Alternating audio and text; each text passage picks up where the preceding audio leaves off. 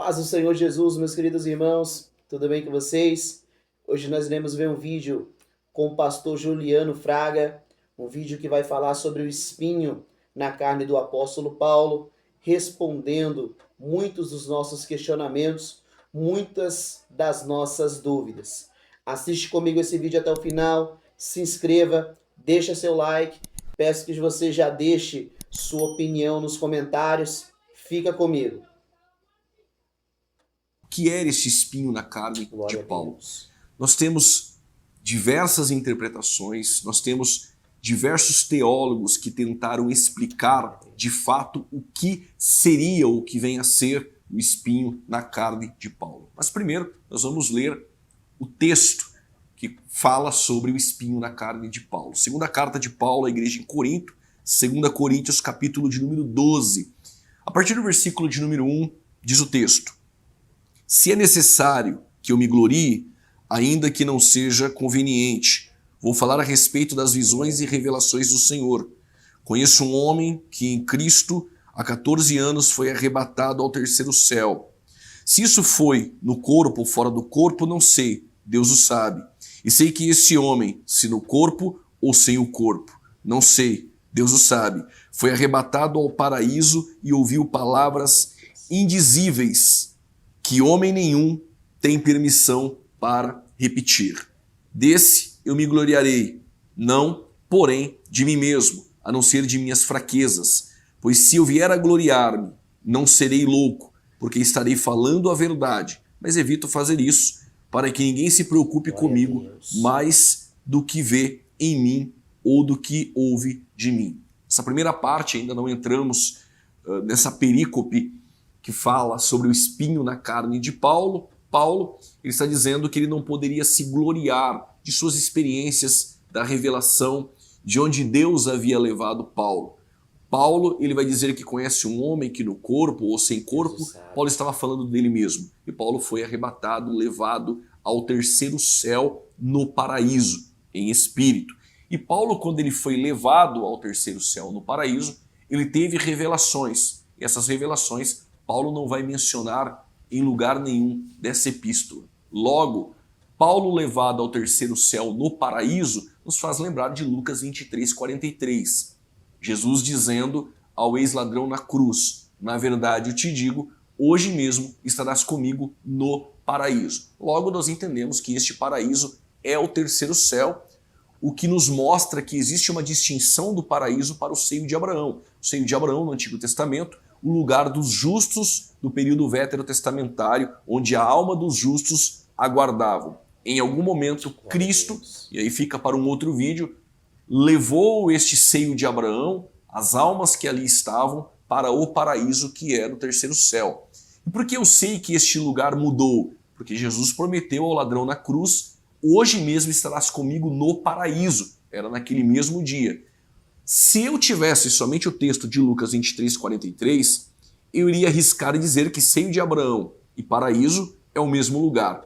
Percebe que a logística mudou porque o paraíso é o terceiro céu, diferente do seio de Abraão, que ficava ao lado do abismo, provavelmente ali o Tártaro, de 2 Pedro capítulo 2, versos 4, lugar de prisão para alguns demônios e não todos. A maioria dos demônios estão nas regiões dos ares, como atesta Paulo aos Efésios capítulo 6, versos 12, mas o rico que foi levado, e ali o Hades, o lugar de tormento, ele avistava Abraão e o Lázaro, que nada tem a ver com o de Betânia, que estava no seio de Abraão. Este lugar não era o terceiro céu.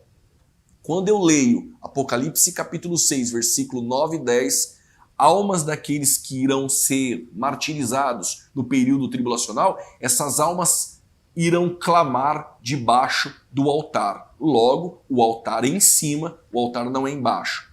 O paraíso onde Paulo foi arrebatado e levado é no terceiro céu. E no paraíso estão as almas de todos os cristãos após a inauguração da igreja em Pentecostes. Mas é sobre isso que nós vamos falar, é só para ter uma ideia do desdobramento da carta de Paulo dentro deste contexto, quando Paulo diz que ele foi levado ao terceiro céu e ele tem revelações, mas essas revelações, não obstante, Paulo não vai mencionar Paulo não vai escrever sobre elas. E por conta destas revelações, para que Paulo não viesse a se gloriar, foi-lhe dado um espinho na carne. A expressão espinho, skolopes, que aparece em grego, ela só aparece uma única vez e é neste texto.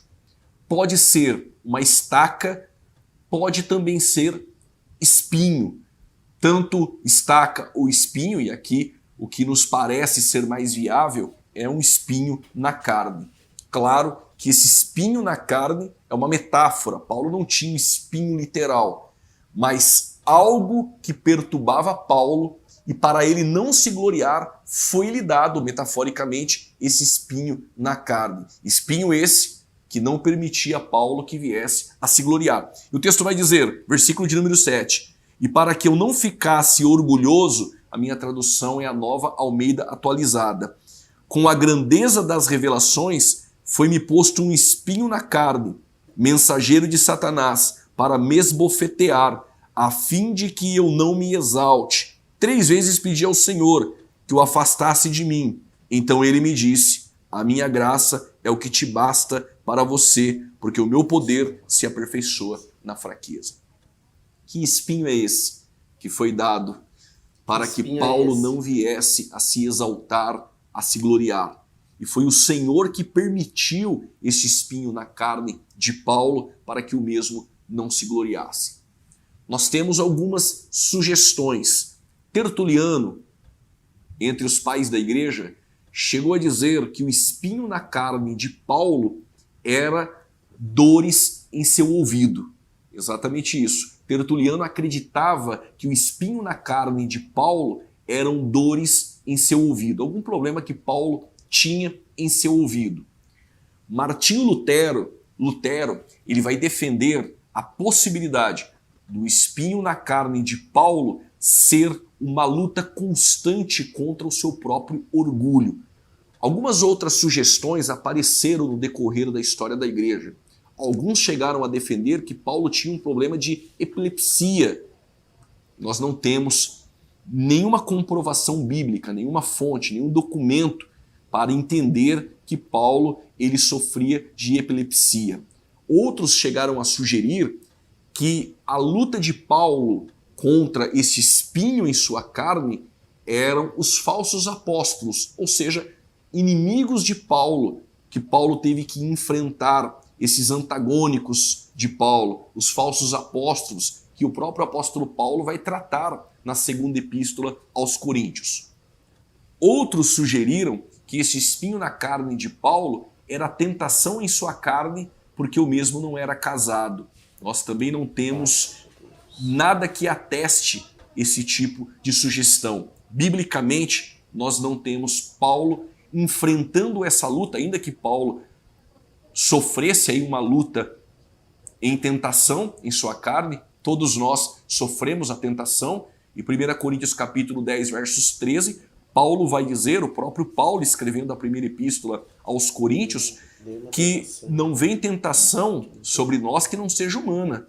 E Deus dará o escape, por isso nós podemos suportar. E o próprio Paulo, ele vai tratar de uma luta, e acredito que Paulo não estava falando do homem regenerado, mas o homem não regenerado, em Romanos capítulo 7, ainda que eu mesmo falasse do homem regenerado, que eu não acredito, ele vai dizer que aquilo que ele quer fazer, ele não faz, e aquilo que ele não quer fazer, ele faz, parafraseando. E aí Paulo vai dizer, quem me livrará do corpo dessa morte?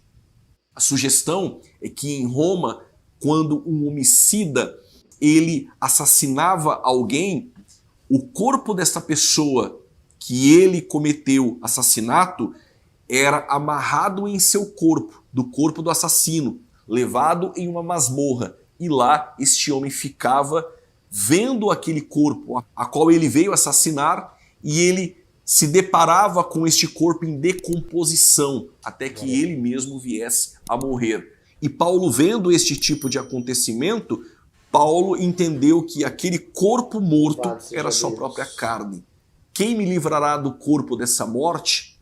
Miserável homem que sou, mas graças a Cristo Jesus que nos dá a vitória. E aí Tiago capítulo 1, versos 12, bem-aventurado o varão que suporta a tentação, e aí dar-te-ei a coroa da vida. Não temos um texto bíblico, um versículo para comprovar que o espinho na carne de Paulo era tentações em sua carne, uma inclinação à carne, que o próprio Paulo vai dizer em Romanos 8,6, que gera morte.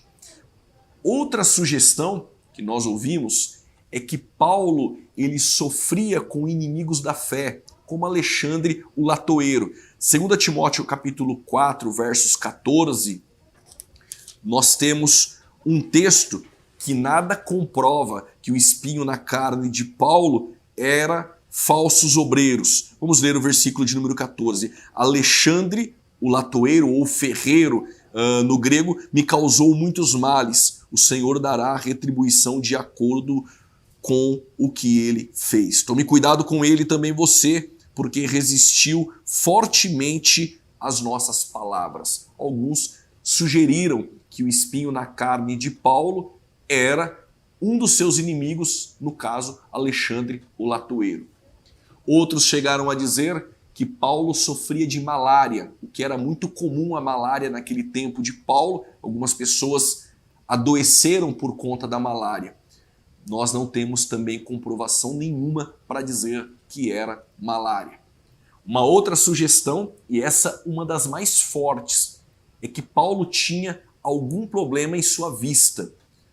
Para corroborar este pensamento, essa sugestão hipotética, não para ser redundante, mas essa sugestão em ilação, por inferência, mas usando algum texto, os que acreditam que Paulo tinha problema nas vistas usam como base o texto de Gálatas, capítulo de número 4, versos 14. Gálatas, capítulo de número 4, versos de número 14, diz o texto, Gálatas 4, versos 14 e também o versículo de número 15. E por mais que a minha enfermidade na carne lhes tenha sido uma provação, vocês não me trataram com desprezo nem desgosto. Pelo contrário, me receberam como anjo de Deus, como o próprio Jesus Cristo. O que aconteceu com a felicidade que vocês tinham? Porque posso dar testemunho de que, se fosse possível, vocês teriam arrancado os próprios olhos para me dar. Alguns vão dizer que Paulo tinha esse problema na vista, e no versículo 14 ele fala de uma fraqueza, há quem diga a enfermidade, e essa enfermidade era o espinho na carne que Paulo tinha, e este espinho na carne era problema na vista, porque Paulo até vai dizer, se possível até os vossos olhos vocês me dariam após arrancá-los. E capítulo 6, versículo de número 11, texto também usado para corroborar este pensamento. Vejam com que letras grandes escrevi a vocês de próprio punho. Contrário a este pensamento, há quem diga que quando Paulo disse com letras grandes vos escrevo, usando essa hipérbole com letras grandes, é porque Paulo queria enfatizar a carta aos Gálatas, porque os Gálatas estavam voltando para os rudimentos da lei, abandonando assim a graça. O que é mais viável dentro dessas sugestões? O que eu posso lhe dizer é que o apóstolo Paulo, ele enfrentava lutas diárias pelo evangelho. Quando Paulo teve um encontro com Cristo no caminho de Damasco, o vaso escolhido de Deus, que agora Deus vai usar, o próprio Deus disse que este apóstolo Paulo, que outrora perseguia a igreja, agora o mesmo será perseguido. Na minha opinião, o espinho na carne de Paulo, ainda que não temos um texto claro, pode ser as suas lutas pelo evangelho. Paulo sofreu naufrágios, Paulo foi açoitado. O apóstolo Paulo, ele por muitas vezes foi apedrejado. Este apóstolo Paulo, quando ele escreve à igreja de Filipos, aos filipenses, no capítulo de número 1, Paulo vai falar sobre a alegria em padecer. E as prisões de Paulo contribuíram para o avanço do evangelho. Ao meu ver, as lutas de Paulo, o sofrimento de Paulo pelo evangelho era o seu espinho na carne. O que é o espinho na carne? De fato, nós não temos nenhum texto e não podemos afirmar aqui de forma absoluta. O certo é que este espinho na carne, permitido por Deus, é para que Paulo não viesse a se gloriar, a se exaltar.